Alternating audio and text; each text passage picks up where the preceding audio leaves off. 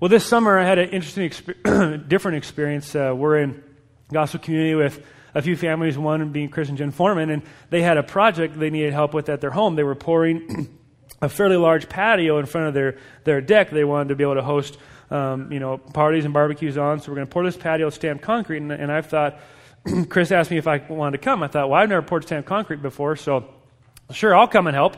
I'll come and see if I can learn something and figure out how it goes. And at that point in time, Chris and I were friends. After it ended, we were still friends by God's grace. But we got there, and I didn't know what I'm doing. And there was one guy that knew what he was doing. That's great. So a concrete truck shows up, and the concrete truck was 2 or 3 hours late.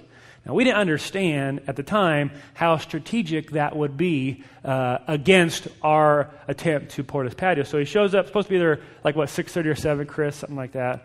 And he showed up like at 9, I forget. So he shows up, and we start this whole project of pouring the patio, and the truck can only come so far, and he's got to dump it in a wheelbarrow. And then my job was to wheel the wheelbarrow 7 miles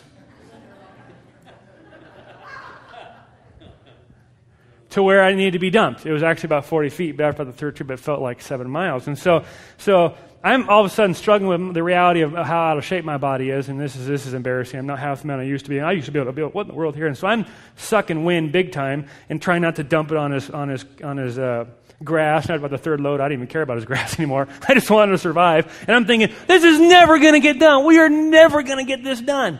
And we're working, and pretty soon it was all poured. And we're like, yeah, high five. He said, that's not too bad. Well, grab a trowel here and we'll start, Oh, hey. Hey, get some water on this, man. This is dry. It's too fast. And all of a sudden, we went from to, the oh, you know what moment. Oh, my goodness, this is not good. And so we're trying to trowel and whatever. And it got really hard. And I'm thinking, we are going to lose this battle. The sun was up high. It was drying too quickly. And I went from thinking, this is never going to be done, to thinking, we're too late. It's already completed. And that's not unlike parenting children 0 to 6. You think, this is never going to be done. This is exhausting. Oh my, the concrete's drying. And there is a big difference between using a trowel on wet, moldable concrete and using a jackhammer to break up something that's hardened almost to the point of it being impenetrable. And that's the image I want you to have in your mind, parents, of what's happening with your children 0 to 6. The concrete's been poured and it's drying. And if you're not on the ball with your trowel, working by God's grace with all the might He's given you, you're going to get behind the 8 ball, and you have to trade your trowel in for a jackhammer, and that might not even work. And so there are some parents here that have gone through that phase and are looking back and going, we didn't do enough trowel work, and now we got to break some stuff up. And by God's grace, He'll give you the grace and strength to do that. But it's a lot of hard work. And I'm here to tell you, parents of young kids, do not miss this window and season of time God has given you to do the hard work. It'll be hard. It'll be messy and dirty and sweaty and tough. But like I had 2 parents in tears after first service telling me, it is so worth it. You will get to reap good fruit if you stay faithful and work hard. So the rest of the sermon, I'm going to talk specifically to parents with kids from 4 to 6. That's this whole sermon for. Specifically to you. Now, everyone else gets to listen in and learn and draw from the transferable principles to their life, but specifically I will be speaking to those parents of children 0 to 6. I want you to hear me say from the get-go, these are amazing years. I get so frustrated. That's the whole title of my sermon. What does it say? The 2s don't have to be what? I get so sick of hearing people say, oh, they're terrible and they're horrible. These can be amazing years. I have a 2-year-old. If I could bottle her and keep her 2, I would. It's amazing. And then 3 is amazing. And then 4 is amazing.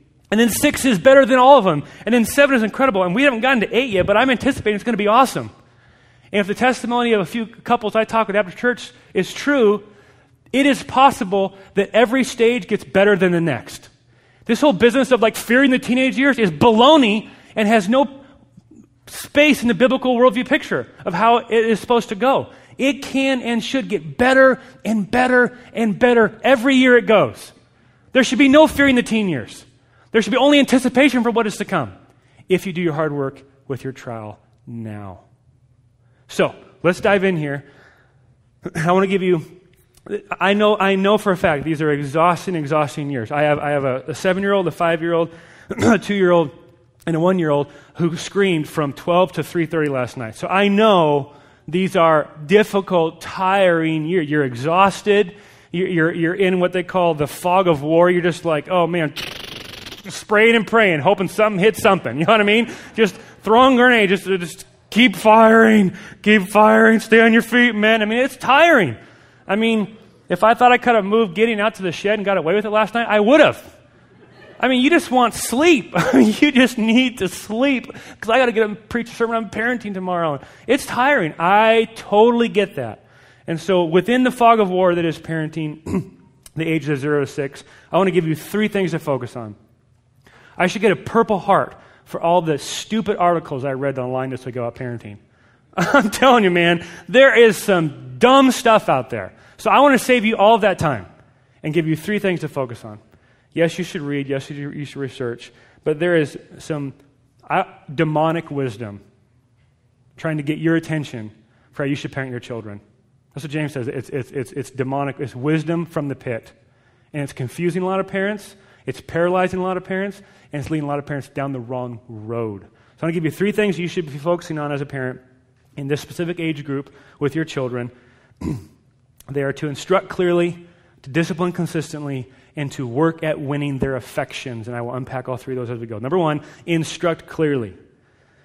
Your role is to be instructing and teaching all day long in everything you do clearly. Many parents aren't instructing, they're not teaching, and when they do, it's not clear. So I'm saying your role is to instruct clearly on a few things. What are those things? Let's look at chapter 6, verse 1 of Ephesians. Chapter 6, verse 1 of Ephesians. Paul's walking through the household codes, as they're called here, talking about how husbands should love their wives should love their husbands, and now how parents should love their children. And he says this, children, obey your parents in the Lord, for this is right. Honor your father and mother. This is the first commandment with the promise, that it may go well with you and that you may live long in the land.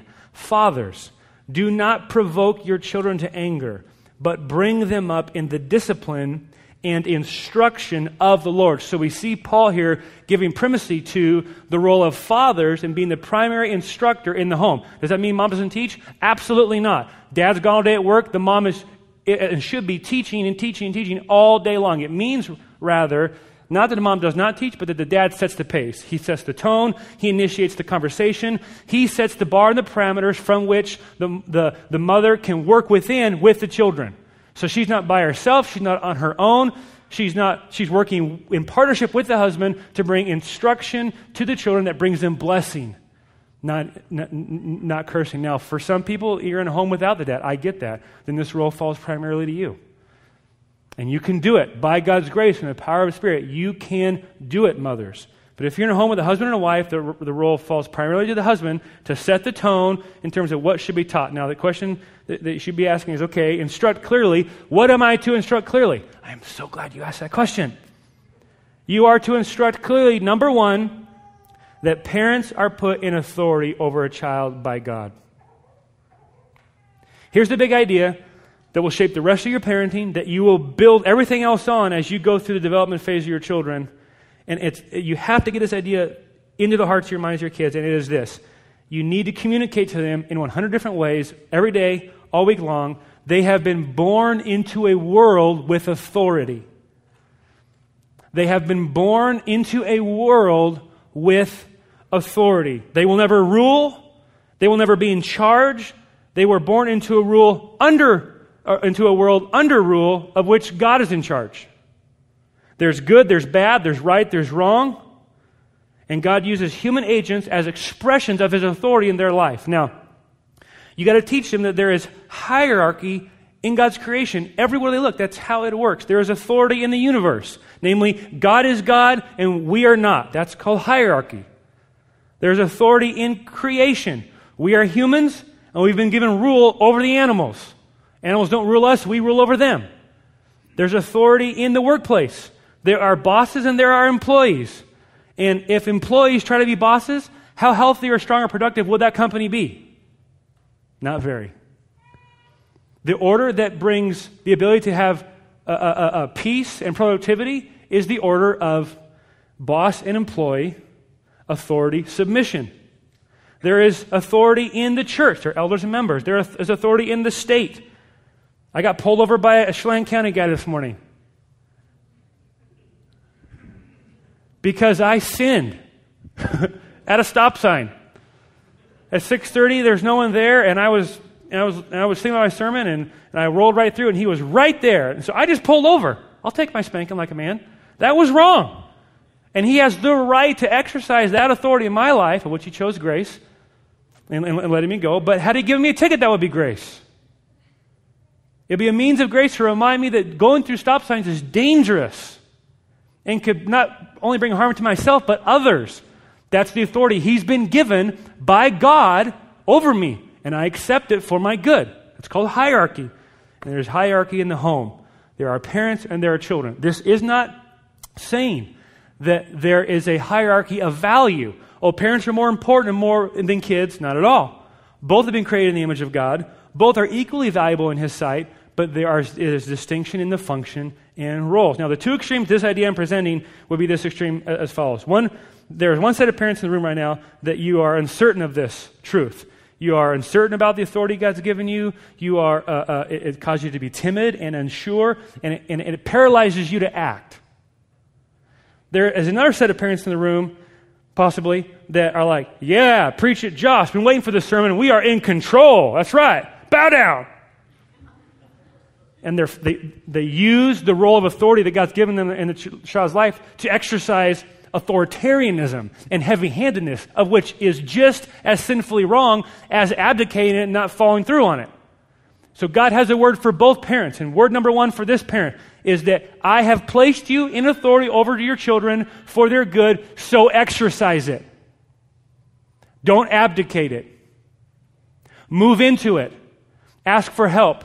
God's word for this parent over here is, I have placed you in authority over your children. Do not abuse it. Do not abuse it. And what we need to get is, as parents, we are simultaneously someone who is in authority and under authority. We do not come to our children with our own agenda. We do not discipline our children because they made us angry, or they annoyed us, or they crossed our right to, hey, I will not support this kind of disrespect in my home. That's not how you come to your children. You come to your children on assignment from God. You come to your children as His agent of redemption and restoration in their life. If you come because your agenda has been crossed, you are there with the wrong intentions. Some parents do not get this. They think their home is their jurisdiction, not God's. They think they're in charge because they're bigger or smarter or heavier or don't sin as much. That's baloney. You're in authority because God has put you there, meaning you are also under His authority and responsible to Him for what you say and do or what you do not say and do.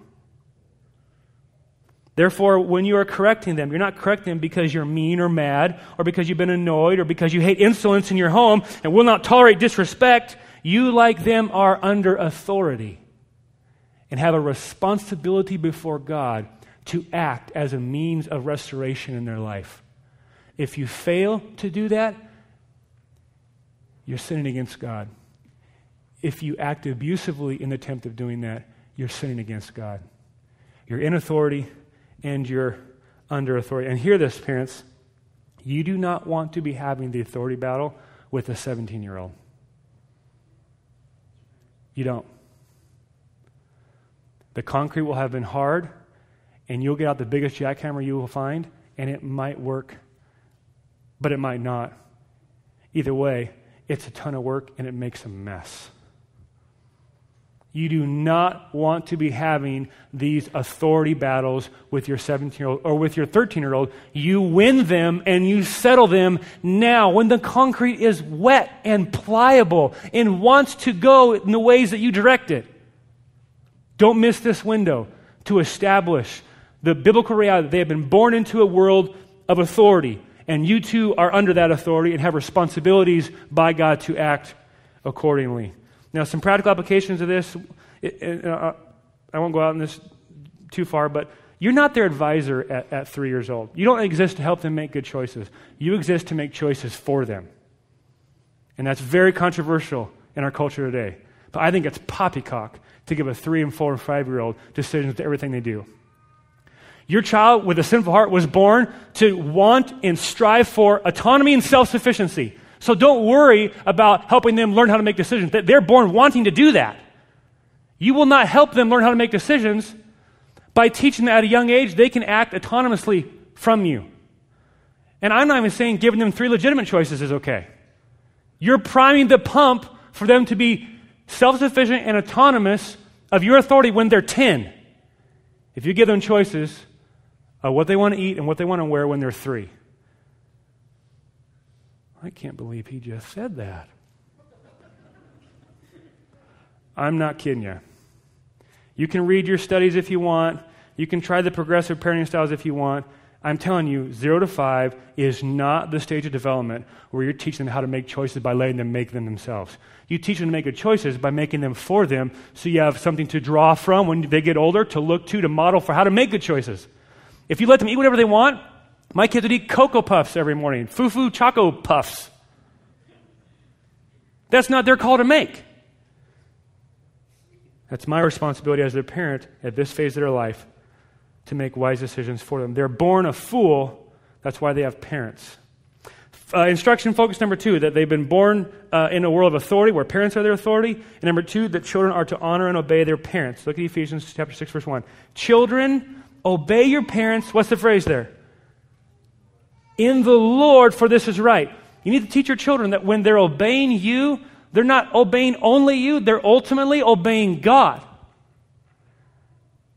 They're obeying God who's placed you in authority over their life. You are one under authority. They are one under authority. You're both in the same boat with responsibilities to respond obediently to God. The parent in discipling and loving and raising and disciplining and instructing their children. The child in responding to that instruction and discipline and correction with submission. Now, what is obedience? Here's a definition for obedience for us, because I think we need some help here in this area as parents, because you can be so tired in the fog of war, spraying and praying, lobbing frag grenades, that you miss sometimes, often, very clear acts of disobedience, because you're not working with a clear definition of obedience. And so you get to the end of the day and you're tired and exhausted. Well, nobody's dead. We survived, and I think they all ate some sort of nourishment today. Whew, success. And yet there might have been 15 acts of disobedience that you missed completely that are now being stirred in their heart and you're fertilizing and cultivating by not addressing. And so as I walk through this definition of obedience, think too of how you obey and respond to God, because they are no different, because you're His child. Obedience is a willing submission to my parents that causes me to do what I am told. Obedience is a willing submission to my parents that causes me to do what I am told. Now, catch this. Quickly, happily, completely, without challenge, without excuse, without delay. I'm trying to, as helpful as I can, a grid for you to think through whether or not your child is exercising true biblical obedience in their response to you. So if you ask my kids, what's your job as kids? Amelia, she says, obey mom and daddy. That's right. What does it mean to obey? Happy, quickly, completely. That's good. I'm trying to help her understand how I expect her to respond. Now, here's how we miss it.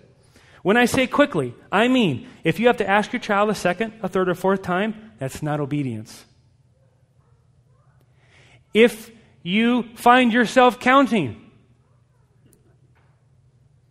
that's not obedience. If you find yourself having to nag them, that's not obedience. And you're already in a discipline moment. If you should be able to expect saying something once, calmly, and it's responded to with quick and instant obedience. Anything less. Think of your mind, parents. If you have something that you would be afraid, if there were 10 people in your home, you'd be afraid to ask us in front of them. I would not ask my kid to go do this, because I know he wouldn't the first time. If there is something like that in your home, eat something, put something away, do something for you. If you have that thing in your home, understand there is an authority hole where they are holding back from submitting fully to you. If they do not obey happily, okay? So, if you ask your son to put his socks away and he goes, is that obedience? 2 people got it right. Is that obedience? If you ask him to put his dishes away and he goes, is that obedience? No. Obedience that is not done happily is not obedience. And if you let that go, if you think, well, at least he's going to his room. Parents, if you let that go, you will raise Pharisees who equate obedience not with a position of a heart submission to God, but just doing the stuff I'm told to do whether I like it or not. Just doing the rules, doing the stuff. That's a Pharisee. You want to raise Pharisees. So you got to get past their disobedience to the attitudes of their hearts. If they don't obey completely, if they only obey partially, is that obedience?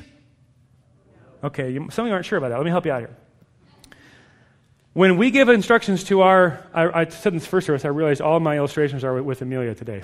Because she's our 2-year-old right now, and wow. So when we give instructions to our kids, we've required them to give a verbal response. That's just a tool we've used so we can know that they've heard what we've instructed.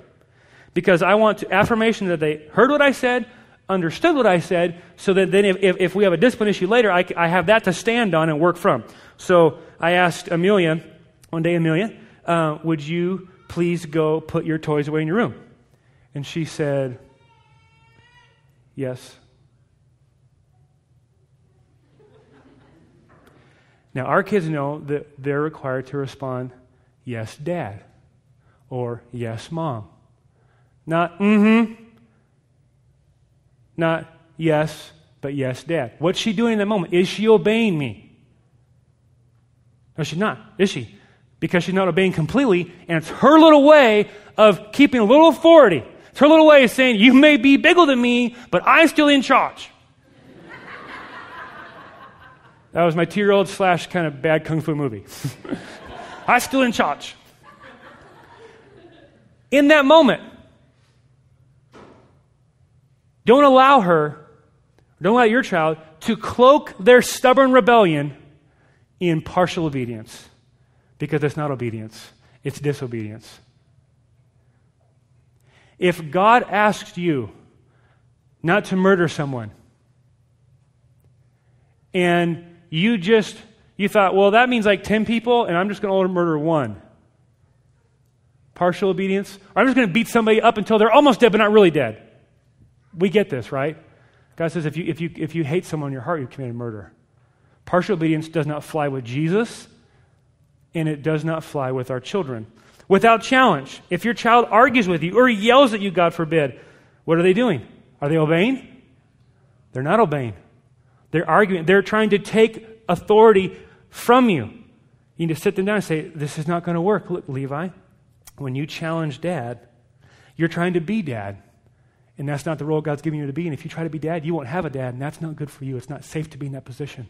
Levi argued constantly. He should be a prosecuting attorney. He would argue and defend and well, what about and why and this and that. And again, this is not the season of life to give explanation.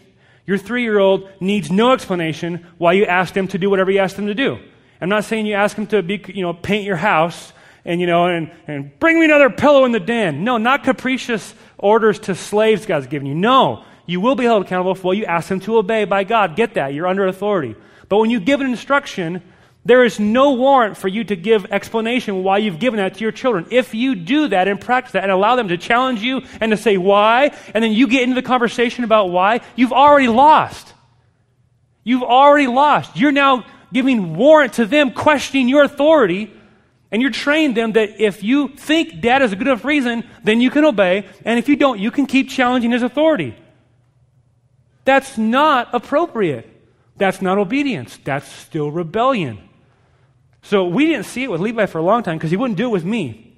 He'd do it with Sharon because she'd be tired and in the fray at home with 3 other kids trying to keep him alive. And she'd ask him to do something. And he'd be like, why, Mom? And he'd have 10 reasons why he shouldn't do it. And then she'd be like, well, because, and she's trying to argue with him. And it was just tiring and exhausting. She'd come home and he wouldn't do it with me because he knew he couldn't do it with me. And we sent him to Grandpa and Grandma's for the weekend. And we got back a report card on our parenting. If you want to know what your parenting's doing, just have him go hang out with my mom for an afternoon. And she said, Josh, Levi does not obey without challenging my authority. Every time. And I said, I don't see that, Mom. She said, I'm telling you, he will not obey without challenge. And then she instructed me on how unhelpful that is. And I agreed. So we talked to Sharon. Sharon's like, it's like that all day. It should not be like that all day. That's disobedience. It's wearing on the parent, and it's not good for the child.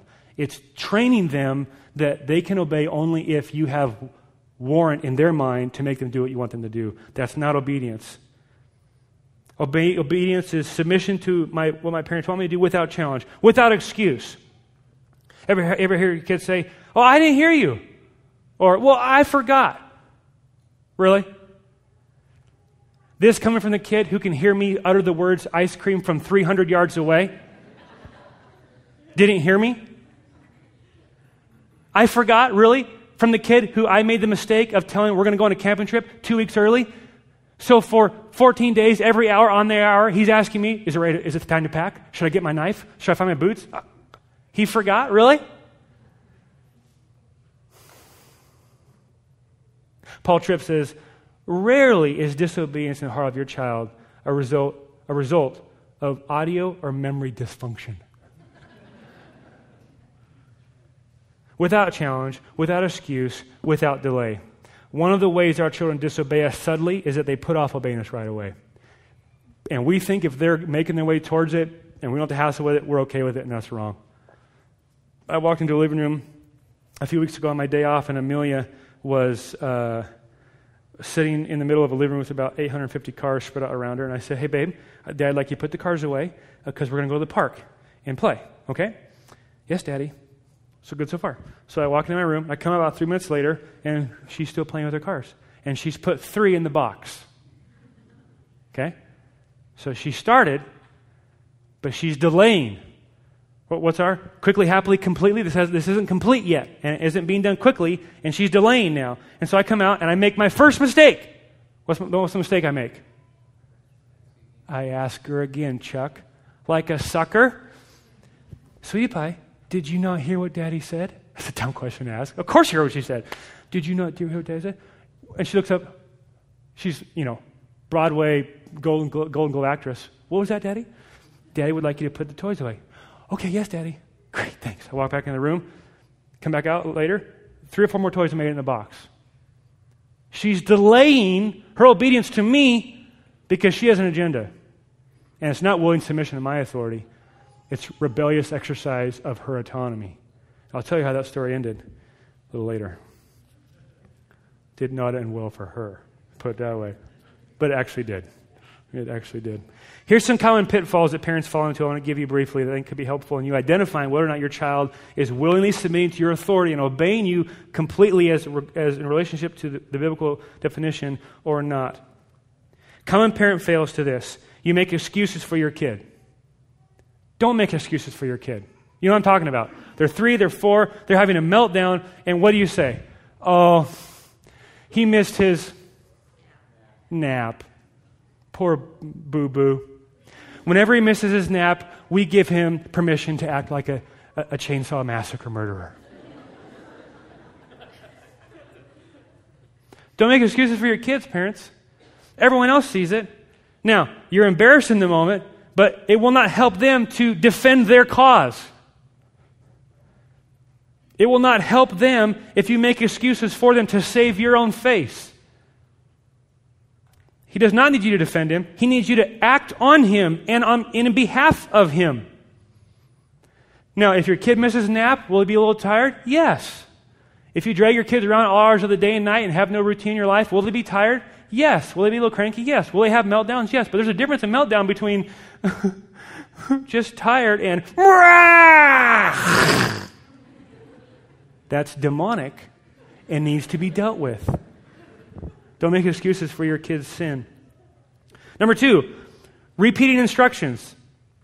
If you're repeating instructions, it's already too late. You're already into a discipline situation. And when you repeat instructions, you are training your children that your word really doesn't mean much. That they don't need to obey until you've said it the 3rd time, or the 5th time, or you've said it louder, or you've said it a different way. Never repeat instructions. It should be given once, clearly, concisely, under control, and then obedience expected. And if that does not happen, and you find yourself doing, did you hear what Daddy said? It's already too late. Number 3, don't always feel you need to provide a reason. As I said earlier, this is not the season of life where you let them ask the why before they obey. If you do that, you will teach them that obedience is conditional on whether or not they like your reason. Mistake number 4, make threats. If you do that one more time, Johnny, I swear, don't make me count to 3. Again, I'm warning you. Don't make me warn you. It's not doing anything.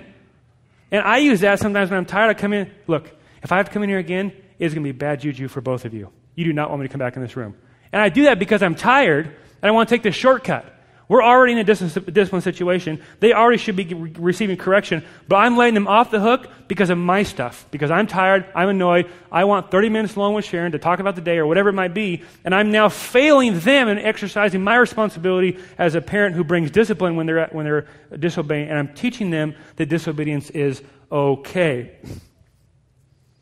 I was at the Heidelberger with Mom and Dad. I was like 10 probably. It was after a Little League game. And we're sitting there in the outside place, Heidelberger, where you can sit in the outside there on the Tumwater Canyon side. And we're having burgers. And this family comes out with a kid. And this kid goes off. I am talking nitrous, epic, world-class fit. And he's throwing stuff. And no, I don't want that. And so the mom's like, oh, what do you want? What do you want? And she, because getting what my child wants is the most important thing, right? So she's trying to get whatever, and then she's frustrated, and she's like, knock it off. And she starts eating her hamburger. And he's eating her hamburger. And he's like, Mom! And she's like, I'm warning you. And I'm thinking, like, warn him of what? And she's eating around, and she's like, shut up! And she's eating her sandwich. It's getting worse and worse and worse. He's getting worse, she's getting worse. And then she snaps, and she says this. If you don't knock it off, you're walking home to Wenatchee.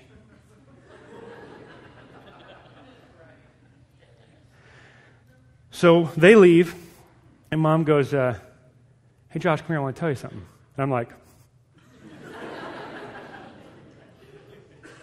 no, I'm just hoping to survive this encounter with Mother Bear. So yes, Mother dearest. And she says, what's happening there? Instructing all the time. Walk through life instructing, teaching all the time. What was happening there? He was being disobedient. That's right. What was the problem? He wasn't obeying her the first time? Yeah. What mistake did the mom make in parenting her son? And I said, I don't know. And she said, she made 2 mistakes that by God's grace we never want to do with you because it doesn't help you. She warned him more than once and never followed through with it, meaning her word means nothing to him. And she threatened him with a consequence that she will never follow through on, so it has no bite. She will never make him walk home to Wenatchee. And if she does, she should be arrested. Therefore, her consequence of disobedience had no bite. And she said, son, you can rest assured that by God's grace, we'll never ask you more than once, and we'll never threaten with something we're not willing to follow through with. And I was like, oh, that's such wonderful news, Mother. Thank you. But looking back now, I see the grace that it was. Don't bribe for obedience. Number 4. We talked about this last week. If you pay your kids to behave, you're not changing their heart. You're teaching them to love themselves, and they're going to charge you to do it. Don't distract them. Your child who's pitching a fit or throwing a tantrum, don't like, hey, look over here, look out the window. It's Big Bird. It's the circus clown. It's Santa Claus, and think that you've won by distracting them. You haven't dealt with the heart. You've just distracted them from their rebellion. Your child gets angry, and so you quickly give him a toy that will kind of appease him. What did you just teach him to do? that when I say jump, my parents will ask how high. This will be fun. I had lunch one time with a dad, and his child was screaming, I don't want this. I don't want this. So he's like, what do you want? Wrong question, right? What do you want? I want a sandwich. Okay, I'll get you a sandwich. He runs into the house, comes back with a sandwich, and the little boy's like, I want the crust cut off. Okay, so he's cutting the crust off, and I'm thinking like, this is hilarious. This is hysterical. And the kid looked at me like, wink, like, watch this. I'm going to jump off the roof next. It's backwards. It's backwards. Don't trick or manipulate. Don't trick or manipulate. If your authority is not enough to make them pick up the toys when you say it, don't make a game out of it to make obedience more palatable. Amelia, would you pick up the toys, please? Yes, Dad. Nothing happens. Okay. Amelia, hey, let's play a game. Look, Daddy's picking up the toys. Oh, look, it's so much fun. Oh, ha, ha, ha. You want to play with me? Let's pick up the toys. That's dumb. You're not helping them learn to obey. You're teaching them that you'll act like a monkey if they don't obey. Don't trick or manipulate. Give a simple instruction. Expect it to be obeyed. Don't kid-proof your house. This is hilarious to me. Now, if you got stairs, yeah, you don't want your toddler falling down the stairs, so don't leave your set of Bowie knives on the table or loaded guns on the couch. Yes, I get that. And that's a relevant issue for a lot of people in this church.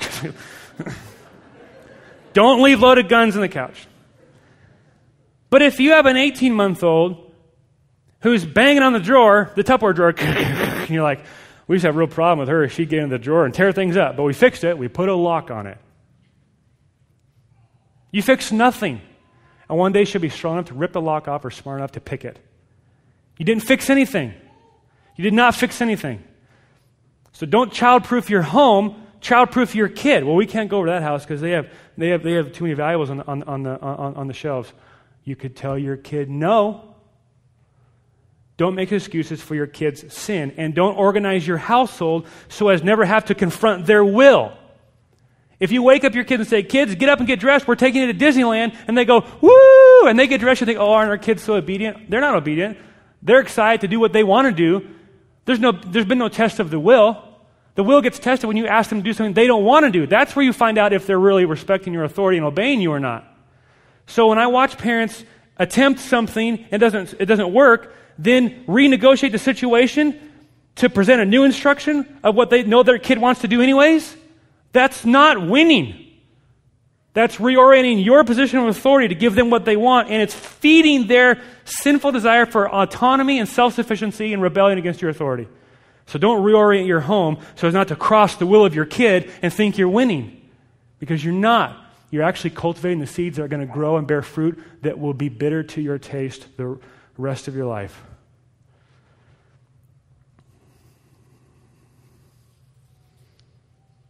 So fight these battles early. Don't avoid them. Don't order your life as to avoid these battles. You'll just be prolonging the inevitable and allowing the enemy to amass more troops and ammunition to fight a battle you will not be able to win when they're 13. So number 2, obedience. You're to instruct them in obedience. You're also to instruct them in honor. Children, obey your parents in the Lord, for this is right. Honor your father and mother. This is the first commandment with a promise that it may go well with you and that you may live long in the land. Here's 3 quick tools to give you to help your children cultivate honor. Honor means this. It means treating my parents with esteem and respect because of their God-given position of authority. I'll say it again. Honor means treating my parents with esteem and respect because of their God-given position of authority. They are not to esteem and respect you because you are worthy of it, or because you earned it, or because you deserved it. They are to respect you because God has put you in authority over their life, period. Now, you should, with all of your might, ask for God's grace to live in such a way that you are respected most by those who know you best. But that is not the prerequisite God gives for your children honoring and respecting you. The prerequisite He gives is that He has placed you in the authority of their life. Therefore, in honoring and respecting and esteeming his parents, that child is honoring, respecting, and esteeming God. It is an issue between the child and God, not between the issue of the child and the parent. Now, 3 helpful tools that will help parents of children 0 to 5 help start instilling this. These aren't Bible rules. These aren't the 10 commandments, the 11th, 12th, and 13th commandment. I think they're helpful tools, though. You may disagree. That's okay. You should never allow your child to give you orders, ever. You should never allow your child to interrupt you, ever. And you should never allow your child to treat you as a peer. Because in doing any one of those three things, they are turning upside down God's created order. Now, here's how it works. Amelia came in the kitchen, and she said, I want a smoothie. And I said, what? She said, I want a smoothie. Dr. Sharon says, interpretation, please? And Sharon says, she wants some of your smoothie. I was making a smoothie. And I said, oh, you would like some of Dad's smoothie? And she says, yes. So I got down on my hands and knees. I said, honey, I said, who's the daddy? You are. That's right. Who's the child? Mimi. That's right. Who is God charged with giving commands, and who is God charged with obeying those commands? Daddy? Mimi. That's right.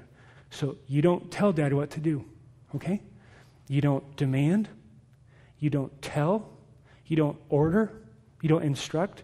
Now, you may request, and you may ask, and you may appeal, but you don't tell. Understand? Yes, Daddy. Good. Now, try it again. Give me a smoothie. Okay, what do you say to turn it from a command to a request? Peace. Yes. Now say it all together. All together. Say your request with the please. And she's thinking, I'm instructing. Peace, Daddy, may I have a smoothie? Yes, I would love to give you a smoothie, sweetheart. Come here. Daddy loves to provide for you and give you things when you ask. I'm instructing her in how the world works. See how that works? They're not allowed to give orders. They're allowed to make appeals respectfully. Not allowed to give orders. Secondly, they're not allowed to interrupt. And it's a simple tool we've used. I don't know, mom and dad, somebody told us, but there are a lot of kids I experience in this age group that interrupt. They come in the room with their mouth, not their ears. Levi does this all the time. He comes in, hey, Dad, and Mom and I are talking, and it's like, whoa, what just happened there? You were acting selfishly, disrespectfully, and not esteeming our authority or our role as parents, and you were asserting your agenda above ours. That's unacceptable. And Levi continued to do this, and I kept correcting him, and I realized I was warning him, but never following through with the consequence. And I was creating my own problem, because he just constantly interrupted. So apart from the situation, I sat down and I said, Levi, Daddy has failed to help you learn how to esteem and respect other people. And so I want to give you this clear instruction so that when it happens again, we know what's going to happen. If you interrupt adults or your brother and sister, it will result in a consequence of discipline. Do you understand? Yes, Dad. Okay, great. A little later that day, comes in the room, boom, does it. I don't warn him again. I don't threaten him. In the room, we take care of it. And guess what? I'm a miracle worker. I restored his memory with one act of discipline. Now he can remember what I was instructing because discipline was brought to bear on the situation. And lastly, you never allow your child to treat you as a peer. And this may be old-fashioned or whatever. I don't think it's old-fashioned at all. But we never let our kids address adults by their first name, ever. Not because we're old-fashioned, not because we're snooties, not because we want to hail back to the Victorian era.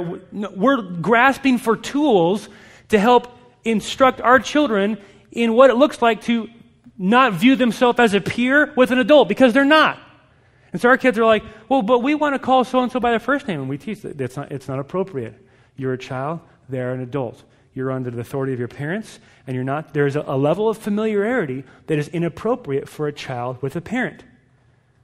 They should not joke with you the way they joke with you with their friends. Levi came in the kitchen one time and he was like, hey, dude, can I have a drink of water, please? And I said, unless we're shooting a Western film here I'm not aware of, that's not going to work. What? I said, Levi, you don't call me dude. I'm your dad.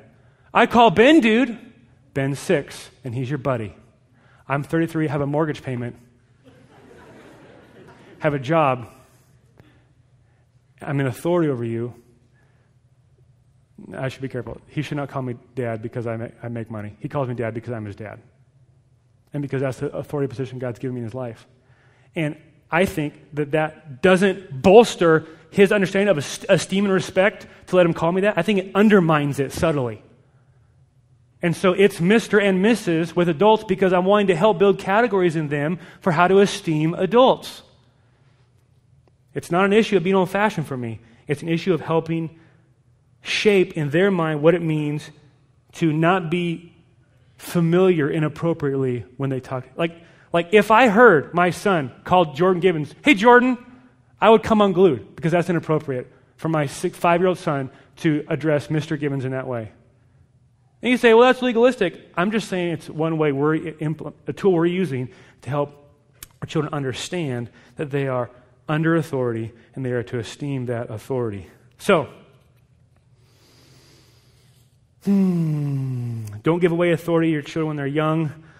Deal with it now or you'll deal with it later. Number 2, instruct clearly in regards to your authority as parents, in regards to their obedience to you as children. And secondly, discipline consistently.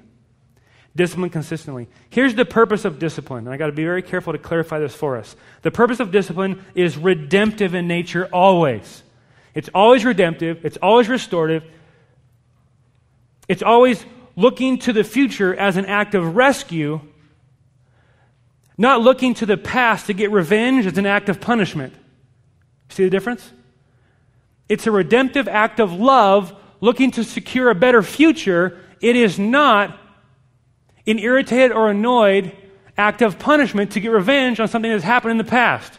Those are two different things. God punishes the wicked, but He disciplines His sons. We do not want to punish our children. We want to discipline them. Now, here's the pushback I get from some parents. It's so hard, though, Josh, to figure out how to balance discipline with love. Now, what's wrong with that statement? They're one and the same. They're creating a dichotomy. They're pitting things against each other that should not be pitted against each other because they are not. This is what I mean. Proverbs 3:12. For the Lord reproves those whom He loves, as a father the son in whom He delights. So who does the Lord discipline and correct and reprove? His sons, the ones that He loves. Or Proverbs 13:24. Whoever spares the rod hates his son, but he who loves his son is diligent to discipline him. The Bible's definition of hate is not the act of discipline, it's the withholding of discipline. If you withhold discipline from your child, you hate them. We have a guy in our gospel community, we've had a great conversation. He said, I have realized that my parents never disciplined me, and it bred destruction in my life.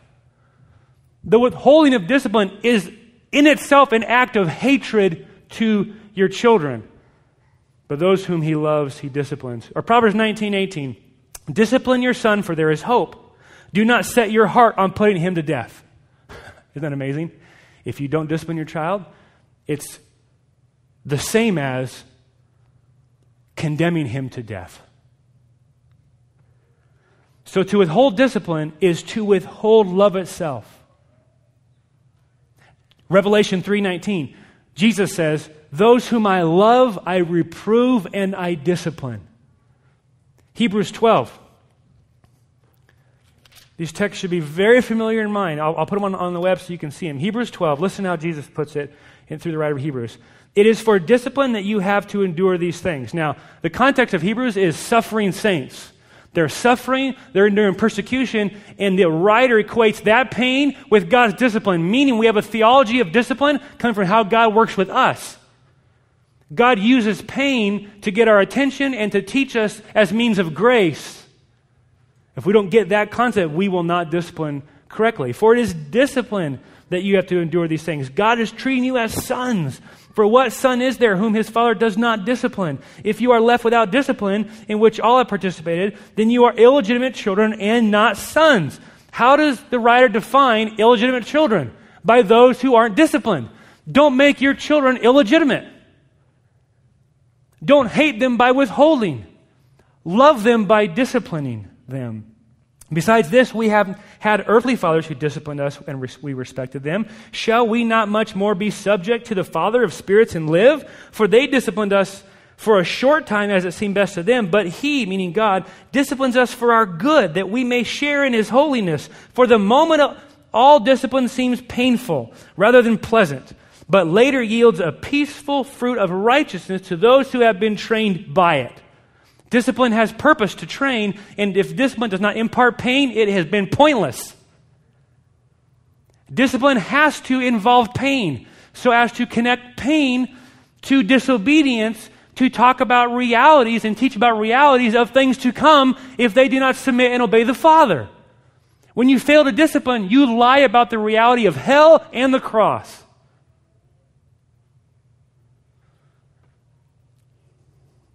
If we don't see ourselves as God's agents, we'll correct our children only when they irritate us. When they don't irritate us, we won't. Thus, discipline becomes not rescuing our children from the paths of danger, but rather simply airing our frustration whenever we're annoyed. God's called us to act as agents of rescue for our children, not to use discipline as an excuse to air your frustrations when you're annoyed. So discipline is not punishment. It's not punitive. It's not expression of rage, anger, annoyance. It is a controlled response to a child's disobedience that's functioning as a rescue mission to save them from the danger they're running down. We use this definition of discipline with church discipline in our home as well. Discipline, when you become a child of God, you lose the right to run unobstructed down the road to destruction. Because you now have the privilege of being disciplined and reproved by a loving Father. Now, the tool of discipline, very clearly in Scripture, is the rod. He who spares the rod hates his son, but he who loves him is careful to discipline. We got it all there. We got rod, hate, love, discipline. If you withhold the rod, you hate. If you apply the rod rightly, you love in an act of discipline. Unequivocally, the tool of discipline in the Bible is the rod, which is very controversial today. The purpose of the rod is wisdom. Listen to Proverbs 29:15. The rod and reproof give wisdom, but a child left to himself brings shame to his mother. The rod and reproof give wisdom, but a child left to himself brings shame to his mother. Or Proverbs 22:12. Folly is bound up in the heart of a child, but the rod of discipline drives it far from him. The purpose of the rod is to drive folly from their heart and to impart wisdom to them, both of which you will not do and fail to do if you withhold the rod. Now, objections to the rod are as follows. I love my children too much to spank them. What's wrong with that statement? He who spares the rod hates his son, but he who loves him disciplines him. Objection 2, I'm afraid it will hurt him. Proverbs 23 says, do not withhold discipline from a child. If you strike him with a rod, he will not die.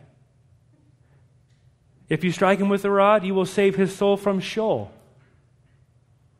Inflict a little pain now to help him understand how the world works in relationship to God and submission to him, so as to hopefully save his soul in that he repents and responds to God in faith and belief and avoids the big pain later of hell. Objection number 3, I'm afraid it will make him rebellious and angry. Proverbs 29, discipline your son and he will give you rest and he will be a delight to your heart. Now, if you exercise the rod capriciously and in anger and unbiblically, yeah, you'll cultivate that. And some of you here this morning have committed to never using the rod, either because you've been reading crap pop psychology or you were abused as a kid. And so I want to very clearly say this so we all hear this. Distortions of the rod are as follows. The rod, in relationship to the parent disciplining the child, is not the right to unbridled anger, the right to hit your child whenever you wish, the right to vent your frustration, the right to retribution, the right to exercise vindictive anger on them physically. So you hear me say this. If you are hitting, punching, grabbing, poking, pushing, shoving, you are an abuser. Period. No question, no dialogue, abuser. If you hit your son, if you slap your daughter, if you pull their hair, if you push them or throw them or shove them down, you are an abuser. And the word for you this morning is better a millstone be tied around your neck than you cause one of the least of these to stumble. God has your number and you will not get away with it. You hear that. When you abuse, you are attacking the image of God in a precious, helpless child you were given to love and protect. And that is an atrocious, horrific attack that will scar them for life. You better not be about that in the name of Christian parenting.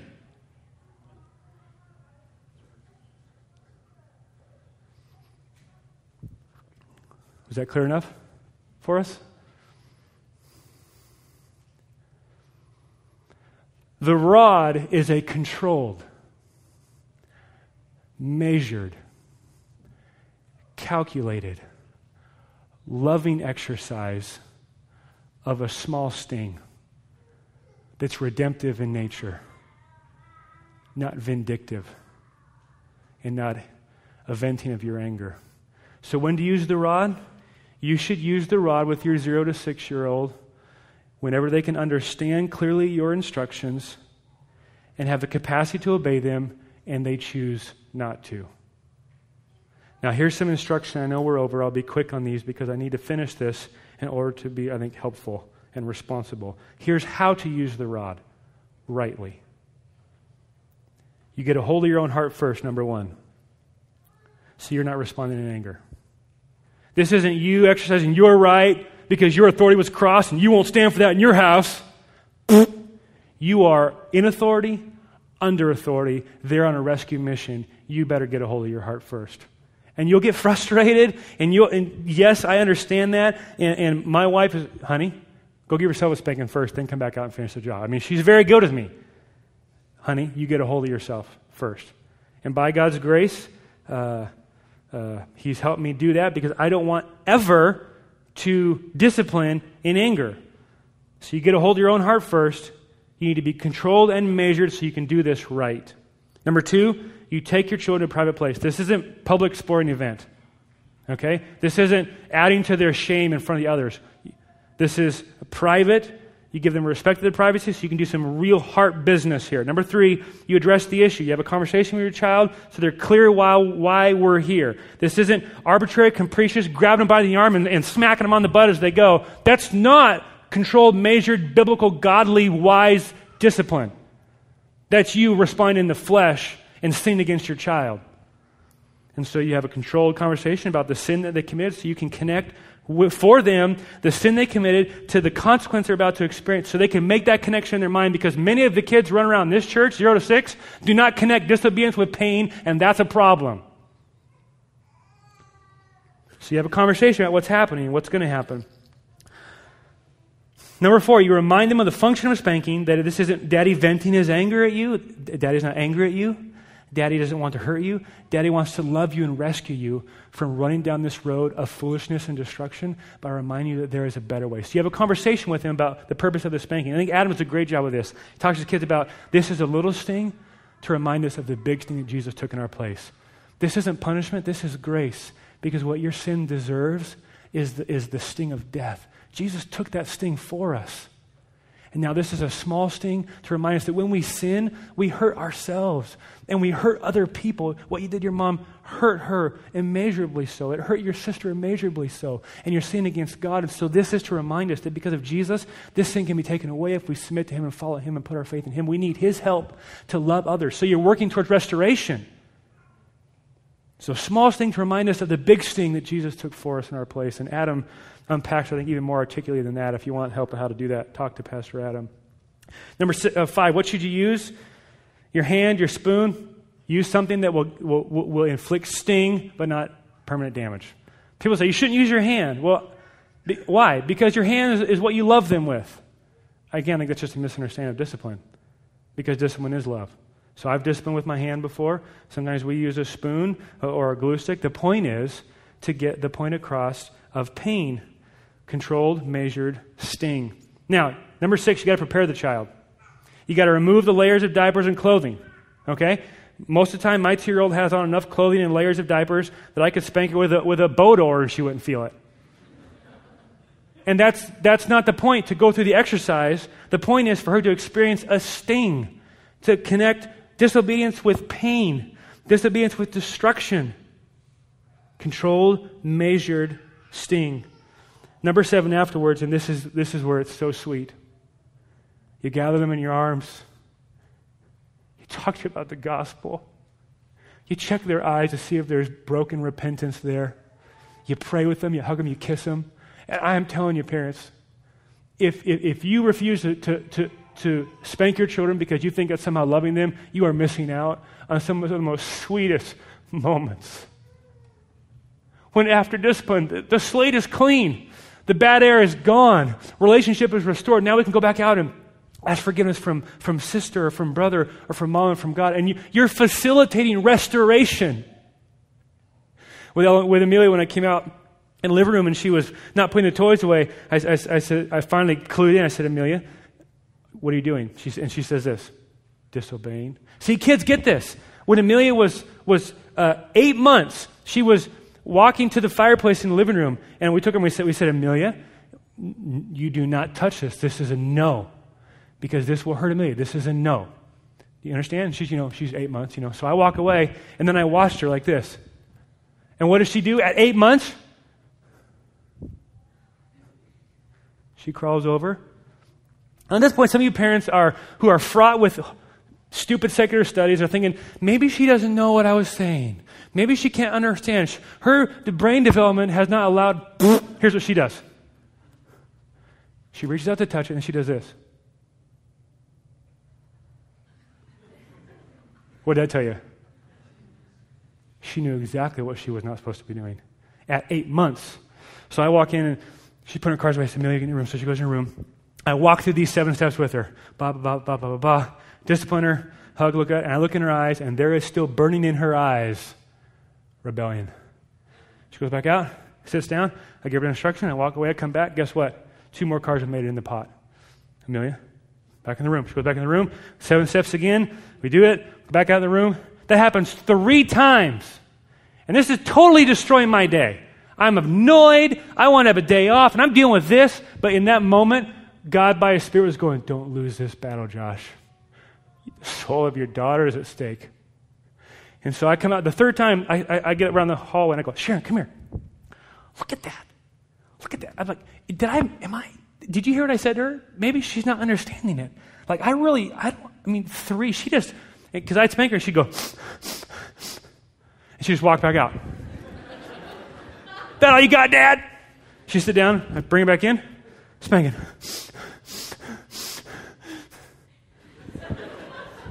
She was going to take it. And I said, honey, am I doing something wrong here? And this is where it's helpful to have help. And she goes, honey, she knows exactly what you said. She knows exactly what you're doing. So get back in there, champ, and finish her off. Okay. So I back out. I say, sweetheart. And I'm up, walk in the room. And this time I plead with her, honey, you're on the road to destruction, babe. It will not go well for you if you don't learn how to submit to Daddy's authority, because Daddy loves you and works only for your good. And Daddy does not want to do this. And what's the phrase I'll say? This hurts me more than it hurts you. Because it does. I don't want to see my child acting in foolishness. And so we go through the act of discipline again, and this time her eyes look up, her chin quivering, and I know I won. She submits to my authority. Her will breaks, and she says, I'm sorry, Dad. I'll obey Daddy now. I'll obey Daddy now. That was worth it. She knew exactly what she was doing the entire time, and it was to say, I want to see how it feels to be boss and see if I like it and see if you'll do anything about it. Parents, you have to commit in that moment to outwit, outlast, outmaneuver, outthink, outwin. You have to win those battles. There is so much at stake in those moments. They're not small moments. I know you're tired and exhausted and weary, but you need to ask for God's grace to endure because the concrete is drying. And it's so much easier to use a trowel than it is a jackhammer.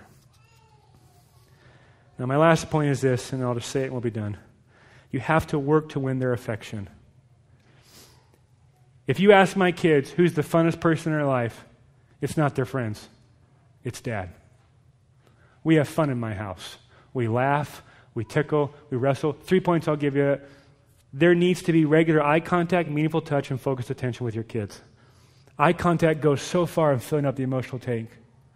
Meaningful touch, Dad. You got to touch your kids, man. You got to love on them and hug them and kiss them and tickle them and wrestle with them. You got to just be all over them. You got to touch them with hands that they know love them. And then you need focused attention. And this is where I think you should utilize bedtime. I'm the bedtime guy. And I come home and we wrestle and we play games. We play sharks and minnows. We play sharks and minnows. We play hide and seek. We play in my household and we have fun. And if you ask my kids what's one of the characteristics of God as their father, I'm hoping that they would say he's a fun God. Because Dad's a fun dad.